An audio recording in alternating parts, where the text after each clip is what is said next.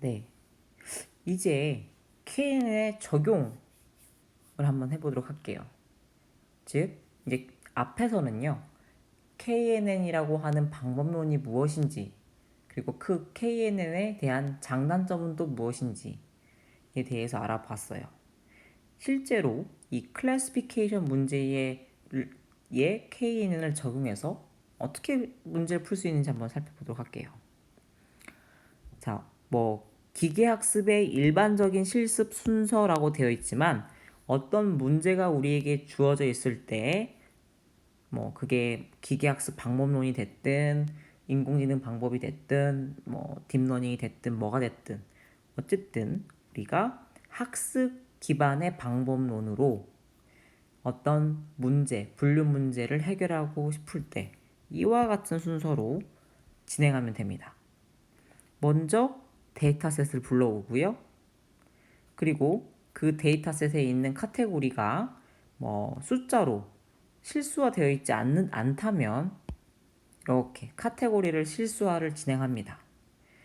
그리고 나서요, 이 데이터들을 분할을 하죠.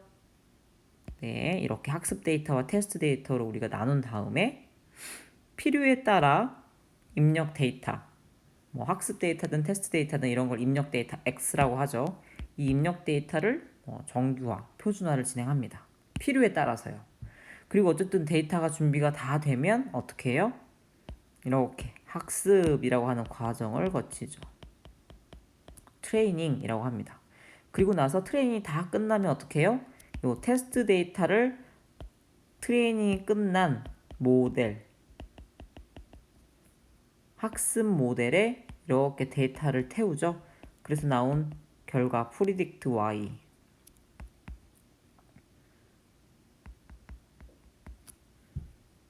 를 가지고 결과를 분석합니다. 이렇게 일반적인 순서를 가지고 있는 거는 여러분도 사실 이제 이미 익숙할 거예요. 지난 학기에 케겔 문제를 통해서 이런 파이프라인을 계속 거치는 연습을 했었습니다. 자, 다시 한번 각각 KNN을 이용해서 우리가 아이리스 데이터를 한번 이와 같은 실습 순서에 따라 분류를 한번 해보도록 하겠습니다. 자, 여러분 이미 이 아이리스 데이터셋을 가지고 놀아봤었습니다. 근데 다시 한번 우리가 설명을 하도록 할게요. 이 데이터셋명 아이리스 여기 붓꽃 데이터라고 되어 있습니다. 너무 유명한 데이터셋이어서요. 여러분들이 그냥 구글에다가 검색하면 바로 나오는 데이터셋입니다. 레코드 수는 총 150개. 이 소리가 뭐죠? n이 150이에요. n. 필드 수, 이게 필드 개수가 디멘전이 5라는 뜻입니다. 즉 n개의 데이터, 아이고 바뀌었네요. n개의 데이터, 그 각각의 데이터를 표현하는 차원이 5개, 이렇게 d 5개 라는 뜻입니다. 데이터는 이 붓꽃 데이터에 대한 데이터고요. 각각 5개라고 하는 필드는 이렇게 정의되어 있는데요. 특히 가장 중요한 정보는 꽃잎의 각 부분의 너비와 길이를 포함한다 하네. 여기 있네요. 이렇게 하나, 넓이와 길이, 이렇게 또 넓이와 길이. 이거는 종류, 즉 결국 라벨에 해당이 되겠죠. 이건 맨 앞에 있는 순서는 단지 순서를 표기한다고 쓰여 있으니까요. 별로 중요한 필드는 아닌 것 같습니다. 그래서 결국 뭐자? 우리가 아이리스 데이터는 총 150개의 데이터가 있고 5개의 디멘전이 있는데 가장 중요한 게 이 가운데 4개다. 이거를 입력 변수 x, 이걸 정답 y, 이게 타겟인 거죠. 우리가 구해야 되는 라벨입니다. 이 데이터를 요만큼만 주고 이건 무엇이지? 라고 물어보는 문제를 풀겠다라는 거거든요. 아무튼 이렇게 아이리스 데이터셋은 너무 유명해서 다양한 라이브러리에서 지원을 합니다. 그럼 우리도 한번 불러서 써볼까요, 여러분? 자, 먼저 C본이라고 하는 라이브러리를 통해서 아이리스 데이터셋을 불러보기로 하겠습니다. 이 라이브러리, 이 시본이라고 하는 라이브러리는요, 시각화와 관련되어 있는 라이브러리입니다. 교수님 여기서 한번 다시 설명을 할 거예요. 근데 어쨌든 이 시각화를 담당하는 라이브러리지만 데이터셋도 제공을 합니다. 왜? 워낙 유명해서요. 어떻게 부르냐? 자, 이렇게 로드 데이터를 지원해요. SNS라고 하는 건 이미 이 시본을 이렇게 SNS라고 이름을 불리겠다라는 뜻이고, 로드 데이터를 통해서 여기다가 인자로 아이리스라고 써주면 실제 아이리스 데이터셋이 넘어옵니다. 그리고 이 판다스 구조를 가지고 있는 아이리스 데이터의 헤드를 이렇게 출력해보면 이와 같이 실제 그 데이터의 테이블 분포를 눈으로 확인할 수가 있습니다. 근데 이 프린트 이렇게 헤드 할 때 모든 데이터가 다 출력되는 게 아닌 거 아시죠? 자, 그래서 실제로 만약에 교수님이 앞에서 이와 같은 설명을 하지 않았어요. 레코드 수가 몇이고 필드 수가 몇인지 모를 경우에는 어떻게 해야 되죠? 네, 본인이 직접 프린트 해봐야 되겠죠? 어떻게 프린트하면 되죠? 이렇게 쉐입을 찍으면 됩니다. 자, 쉐입을 딱 호출하는 순간 150에 5가 나왔네요. 150개의 레코드 수, 5개의 필드 수 해서 이렇게 나왔어요. 자, 그 다음에 있는 아이리스 드랍, 자, 드랍이라고 되어 있냐, 드랍 데이터, 이 전체 데이터 중에서 이렇게 정의되어 있는 필드를 지워주세요. 이 필드 어딨죠? 여기 있네요. 그럼 이 소리는 뭐죠? 이쪽 필드를 날려주세요 라고 됩니다. 그래서 X라고 하는 데이터는 어떤 데이터만 들어있다? 이렇게 들어가는 거죠. 아까 중요하다고 했던 하나, 둘, 셋, 넷, 4개에 대한 데이터만 들어갑니다. 그래서 또 이렇게 x.shape을 프린트 해보니까 실제로 맨 마지막에 있는 이 y 값이 날아가서 4로 바뀌어 있는 것을 눈으로 확인할 수 있으시죠? 그리고 실제로 이 y 정답 150개의 각각의 데이터에 대한 클래스 정보는 요 y에 담았네요. 그렇죠? 자, 이렇게 해서 우리는 x라고 하는 데이터를 통해서 붓꽃 데이터를 준비하고요. y라고 하는 곳에 라벨, 타겟 데이터를 준비했습니다. 자, 데이터 불러오기, 즉 x와 y에 대한 정의를 마쳤습니다. 자, 잠깐 이 시본 라이브러리에 대해서 알아보고 넘어가면요. 이거는 데이터 시각화를 담당하는 모듈이에요. 여러분들 중에 혹시 파이썬을 이용한 시각화와 관련되는 거에 굉장히 흥미를 느끼고 재미를 느끼는 친구들은 특히나 이 시본 라이브러리를 가지고 좀 더 깊이 있게 공부해 보셔도 좋아요. 본 수업 시간에는 시각화와 관련되어 있는 내용은 거의 배우지 않지만 실제로 데이터 분석 혹은 인공지능 활용할 때 내가 앞에서 나오는 어떤 데이터에 대한 이해를 높이기 위해서는 굉장히 이 시각화가 중요합니다. 그래서 어쨌든요, 이 시본 라이브러리는 파이썬에서 데이터 시각화를 담당하는 모듈이고요. 통계 그래픽을 그리기 위한 고급 인터페이스를 제공합니다. 야, 이 말이 무슨 말이냐? 약간의 변수와 파라미터 조정으로 쉽게 그래프를 표현할 수 있게 해주는 도구다라는 의미입니다. 자, 이 대략적으로 그림 보이세요? 굉장히 쉬운 함수 몇 개 호출해서 이런 시각화를 할 수 있어요. 좀 약하게 얘기하면 여러분 엑셀 테이블을 가지고 그림 이쁘게 그릴 수 있잖아요. 그보다 훨씬 더 이쁘게, 훨씬 더 분석적으로, 훨씬 더 보기 좋게 시각화를 할 수가 있다는 장점을 가지고 있습니다. 자, 우리는 기계학습을 통해서 문제 해결을 할 때 데이터셋을 먼저 읽어왔습니다. 그래서 X와 Y 데이터를 준비를 했죠. 그 다음 무엇을 해야 되죠? 네, 카테고리 실수화를 진행해야 됩니다. 우리가 담아놓은 Y 데이터가 머신이 이해할 수 있는 실수로 변형을 시켜야 된다는 거죠. 지난 시간에 2주차 때 원핫 인코딩 방식을 표현하기 위해서 딕트벡터라이즈라고 하는 클래스를 사용했었습니다. 근데 오늘은요, 범주형 라벨 표현법인 라벨 인코더라고 하는 클래스에 대해서 이렇게 사용할 예정입니다. 보이시죠? scikit-learn의 프리프로세싱이라고 하는 곳에 정의가 되어 있고요. 이 라벨 인코더라는 것을 사용을 하게 되면 자동으로 이 3개 이상 멀티 라벨을 가지고 있는 데이터를 이렇게 바꿔줍니다. 실제로 붓꽃 데이터는 3개의 클래스가 존재하는데요. 어떻게 존재하냐면 이렇게 존재해요. 근데 알아서 얘를 0으로, 얘를 1로, 얘를 2로 매핑해주게 되는 방식입니다. 자, 조금 자세히 살펴보시면요. 이렇게 인스턴스 생성을 해요. 라벨 인코더라고 하는. 그래서 이렇게 클래스 LE, 라벨 인코더의 줄임말 LE죠. 이 클래스 LE fit transform. 여러분 계속 보시면 아시겠지만 fit 혹은 fit transform이라고 하는 함수를 사용하고 있어요. 자, 인스턴스 생성한 것 자, 지금 변환 시작합니다 하고 뭘 했어요? 이렇게 아이리스의 맨 마지막 데이터, 그쵸? 얘 값, 이 녀석들이죠. 앞을 보면 아이리스라고 하는 데이터가 뭐였죠? 이게 아이리스 데이터였죠, 여러분? X와 Y를 분리하지 않았던 아이리스. 어때요? 이 아이리스.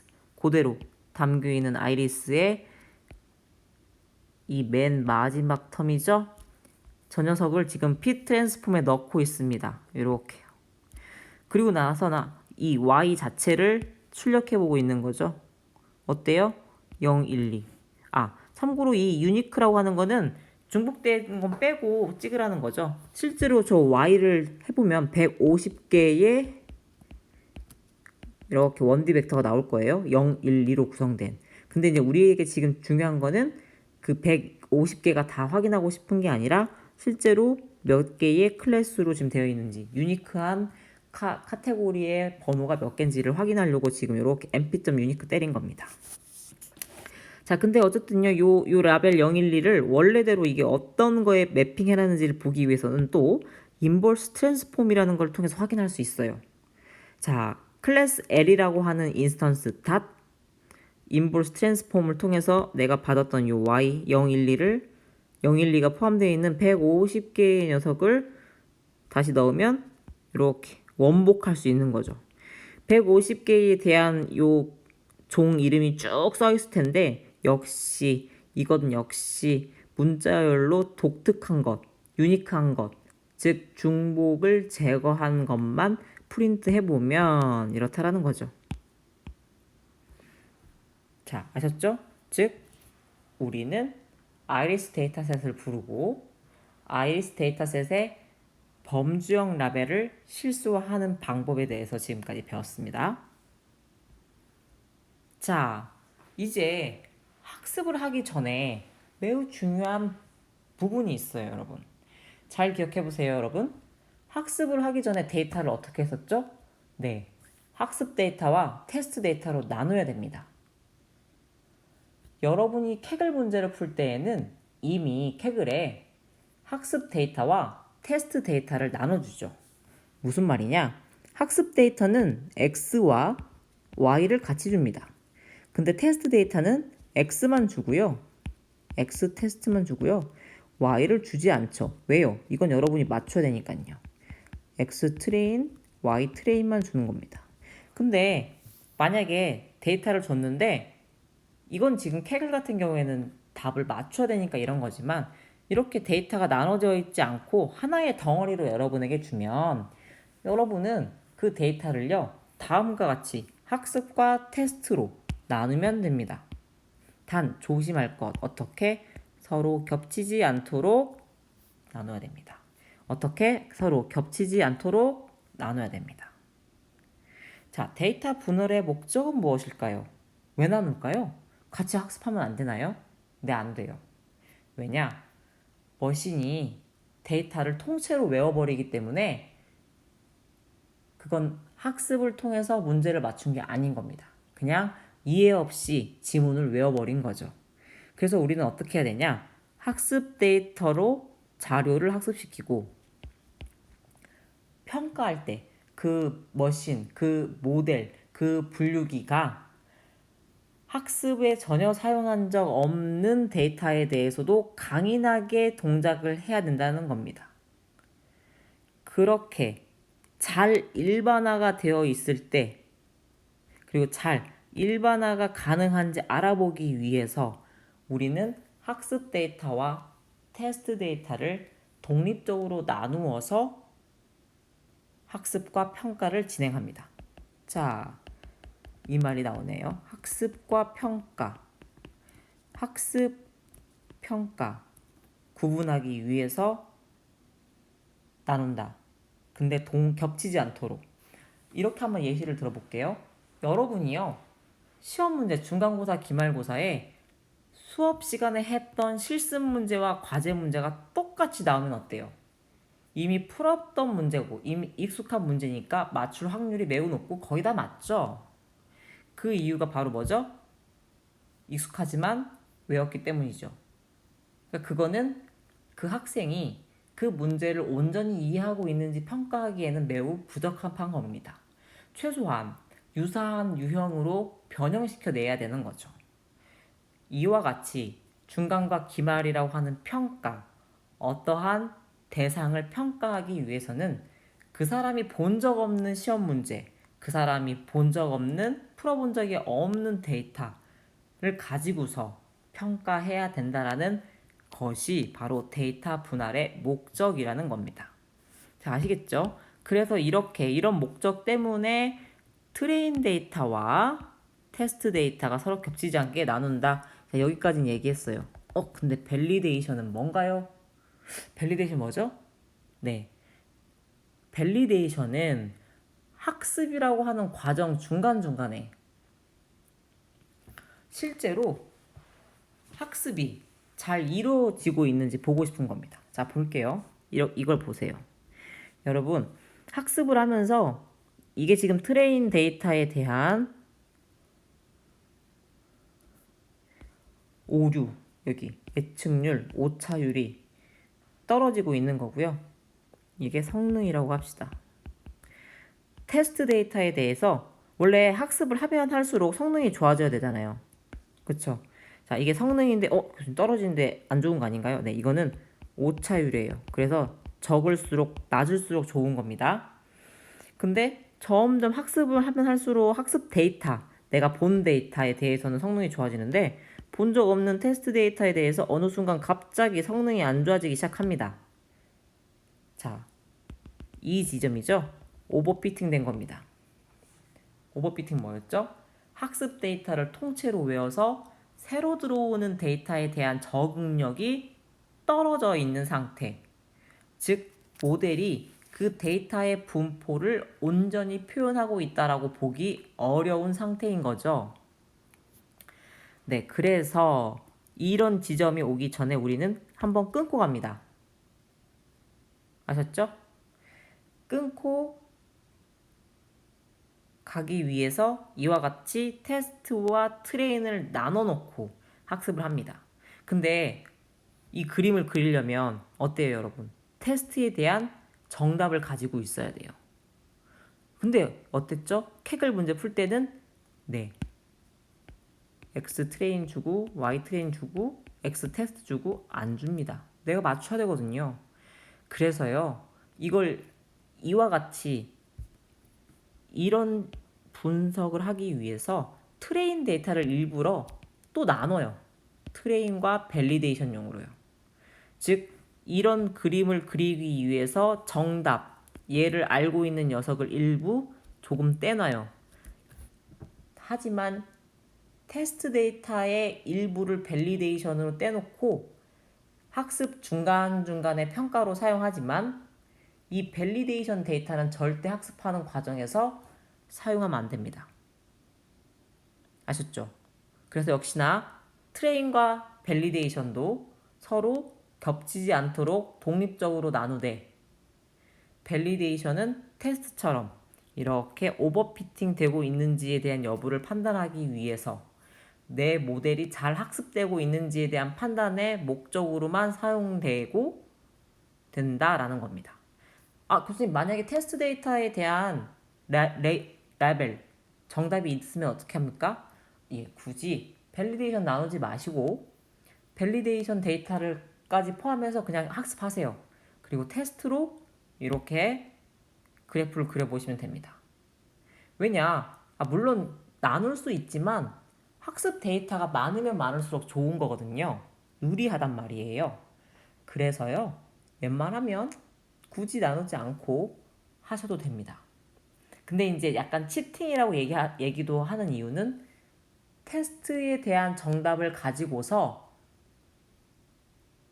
그 테스트 성능을 가장 높게 내는 방향으로 우리가 약간 사람이 바이어스 돼서 행동할 수 있기 때문에 종종 문제를 제기하기도 하고요.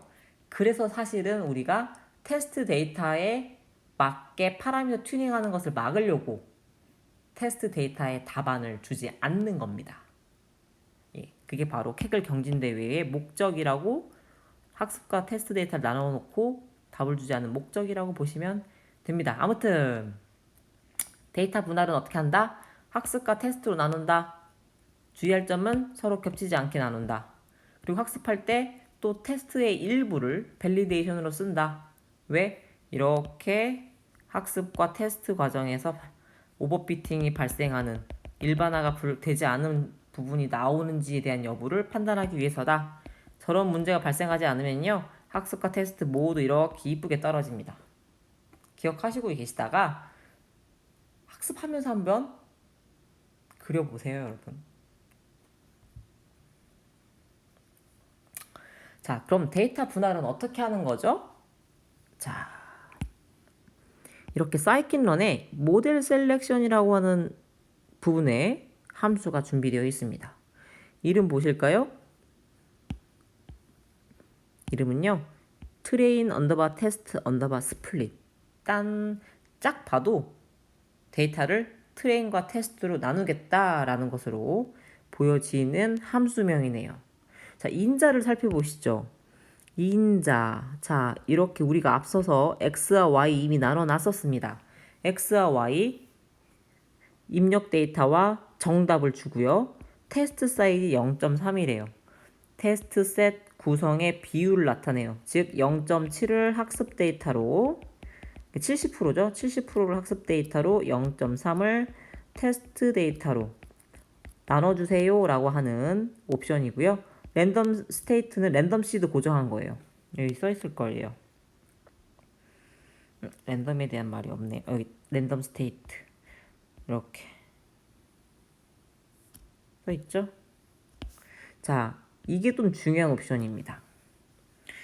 디폴트는 none인데요. 만약에 여러분이 이 y 클래스를 지정해서 넣어주면 특정 클래스를 쏠려서 뽑는 걸 막을 수 있어요. 그러니까 예를 들면 이런 거죠. 이 7대3으로 비율을 나눌 때 클래스 정보가 이렇게 있으면은 골고루 A에서 조금, B에서 조금, C에서 조금, D에서 조금 이렇게 뽑아서 테스트 30%를 구성한다는 겁니다. 그래서 이 비율이 같아요.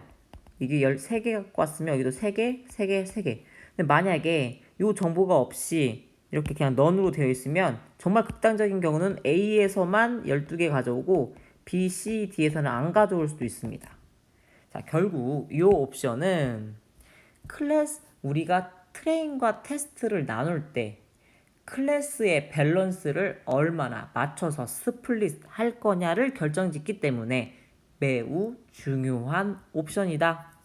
아셨죠, 여러분? 자, 꼭 기억하셨으면 좋겠습니다. 특히나 분류 문제 풀 때 매우 중요한 영향을 미치는 파라미터입니다.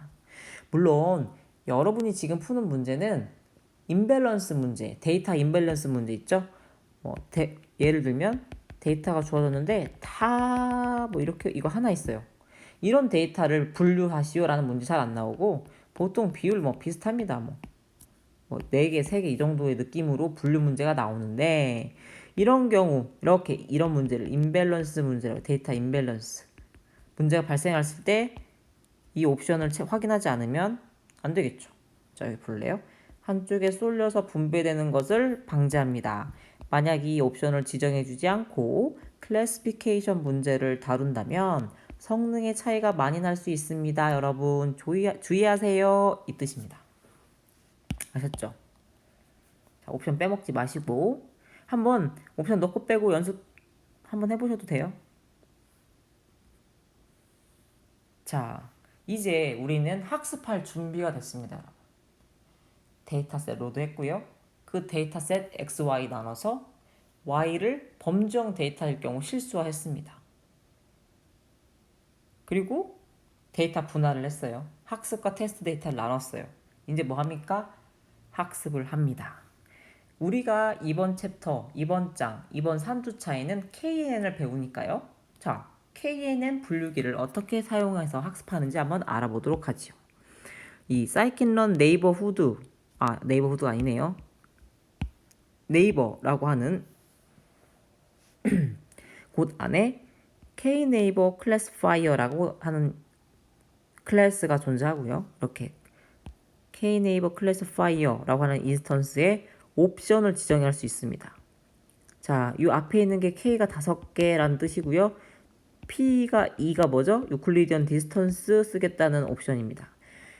여러분 이런 옵션을 어떻게 써야 되는지 각각이 갖는 의미가 궁금하면 어떻게 한다?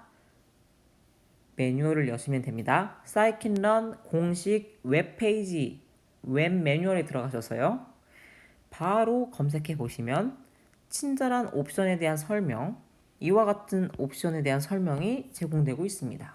너무 걱정하지 않으셔도 되고요. 심지어 같이 어떻게 쓰면 된다라고 하는 예시까지 있으니까요. 매뉴얼에 반드시 익숙해지는 연습을 하셔야 됩니다. 교수님이 지난 학기도 계속 얘기하고 시험도 오픈 매뉴얼을 보는 이유에 대해서 얘기했는데요. 이제 여러분은 더 이상 어떤 함수의 사용법, 함수의 인자를 외우실 필요가 없습니다. 필요하실 때 요소에 찾아서 쓸 줄 아는 라이브러리를 사용할 수 있는 능력을 기르시는 게 현 시점에서는 매우 중요하다라는 것을 다시 한번 명시적으로 말씀드립니다. 자, 아무튼 이렇게요. K네이버 클래시파이어의 K와 거리 측정 방법을 지정합니다. 그래서 이렇게 KNN이라고 하는 인스턴스를 생성하고요. fit 혹은 fit transform을 호출하면 된다라고 했죠. fit 하면서 어떻게 한다? x 트레인과 y 트레인을 인자로 넣습니다. 자, x 트레인 갑자기 y 트레인 왜 생뚱맞죠? 여기 있어요, 여러분. 우리가 아까 스플릿을 통해서 이렇게 하나, 둘, 셋, 넷. x 데이터 학습용, x 데이터 테스트용, y 데이터 학습용, y 데이터 테스트를 이렇게 인자를 리턴 받았어요. 그 리턴 받았던 거를 바로 KNN에 집어넣는 거죠. 트레인 데이터만요. 자, 딱 트레인 데이터를 넣으면서 핏 하는 순간 학습이 끝났고요. 그 다음에 우리가 이제 프리딕트, 예측 혹은 평가가 가능한 겁니다. 어떻게요? 이렇게 하면 되죠. 물론 지금 예측을 학습했던 데이터를 집어넣고 있네요. 여러분. 이거 왜 그럴까요? 네, 몇 개가 틀렸는지 확인하려고. 당연히 그 학습 데이터를 다시 예측하게 되면 덜 틀리겠죠. 자, 그리고 여기 X테스트 이렇게 넣었습니다. 그래서 실제로 얼마나 차이를 보이는지에 대해서 프린트를 해보니까 실제로 2개, 1개 학습했던 데이터에 대해서는 2개 틀리고 테스트 데이터에 대해서는 1개밖에 안 틀려서 성능이 97.77%예요. 어때요, 여러분? 이 평가 매트릭은 Accuracy Score라고 하는 걸 사용했는데 이거 굉장히 정확도를 측정하는 방법은 여러 개가 있거든요. 뒤에서 다시 한번 교수님 얘기할 거예요. 여러 개가 있지만 아무튼 Accuracy Score를 측정했더니 97.77%가 나왔습니다. 자, 여러분 이렇게 KNN을 이용한 분류 문제를 풀 수가 있습니다. 자, 지금 앞에서 결과 분석까지 지금 같이 나와서 조금 애매한데 실제로는 원래 좀 파트를 나눠보면 이 내용은 뒤로 가야 되는 거예요. 여기는 결과 분석이에요, 여러분. 결과 분석. 여기까지가 지금 모델 추정 및 사례 중심 학습이고요. 자, 결과 분석 뭐냐? 성능 평가입니다. 분류 문제는 회귀 문제와 달라서 다양한 성능 평가 기준이 필요해요. 근데 평가 방법마다 장단점이 존재합니다. 근데 이 수업 시간에 각각의 평가 방법의 장단점에 대해서는 얘기하지 않을 거고요. 지금 여기 있는 것들이 바로 사이킨런에서 제공되는 분류 성능 평가 방법입니다. 여러분이 가장 많이 사용하시게 될 게 이 컨퓨전 매트릭스라고 하는 것과 애큐러시 스코어라고 하는 함수일 것이고요. 보시면 다 정답, 예측값, 정답, 예측값 두 개 계속 넣어주고 있고 그거에 대한 컴퓨전 매트릭스를 구할 건지 애큐러시를 구할 건지 프리시전을 구할 건지 리콜을 구할 건지 F1 스코어를 구할 건지 ROC 커브를 그릴 건지 AUC를 구할 건지를 다 의미가 있는 것들인데 아무튼 고르면 되는데 여러분은 요 두 가지를 쓰시면 된다라는 거예요. 자, 혼합행렬이 뭐죠? 지금부터 알아볼 거예요. 물론 이미 여러분은 사실 배웠습니다. 타겟 클래스의 원래 클래스가 모형이 예측한 클래스가 일치하는지 개수로 된 결과를 나타내는 것. 무슨 말인지 모르겠죠? 이거 한번 보실래요? 자, 이게 1번인데 1번이라고 대답한 거. 1번 클래스인데 2번이라고 반대로. 자, 위로 볼게요. 예측 클래스. 이게 예측한 프리딕트예요. 내가 예측한 게 실제로 0번 클래스라고 예측했어. 근데 0번 클래스야. 정답이. 원래는 여기가 이렇게가 가장 커야 되는 거예요. 그러니까 1번을 1번이라고 예측하고 2번 클래스를 2번이라고 예측하고 3번을 3번 클래스라고 예측해야 될 거 아니에요. 근데 실제로 그렇지 않고 1번을 2번이라고 대답할 수도 있고 1번을 3번이라고 대답할 수도 있어요. 그런 비율, 분포를 한번 눈으로 보고 싶다는 겁니다. 자, 이걸 보시면요. 1번 클래스를 1번 클래스를 1번이라고 대답한 게 15개, 1번 클래스를 2번이라고 대답한 게 0개, 3번 클래스로 대답한 게 0개, 3번 클래스를 1번이라고 대답한 건 10개, 0개, 3번 클래스를 2번이라고 대답한 건 1개. 이게 틀린 거잖아요. 3번 클래스를 3번이라고 대답한 건 14개. 이건 맞았고 2번 클래스를 3번이라고 대답한 게 2개도 틀렸어요. 원래 가장 나이스하는 건 15, 0, 0, 0, 15, 0, 0, 0, 15 이렇게 나오는 게 가장 베스트. 그런데 그렇게 나오지 않겠죠. 세상에 완벽한 모델은 없으니까요. KNN으로 예측한 결과가 단 어떻게 틀린 거를 나한테 보여주고 있는가? 이렇게. 자, 여기 틀렸구나. 이 정도의 오차를 보이는구나 라는 걸 눈으로 보기 위해서 우리는 컨퓨전 매트릭스를 구한다. 그리고 컨퓨전 매트릭스는 바로 이런 거다 라는 겁니다.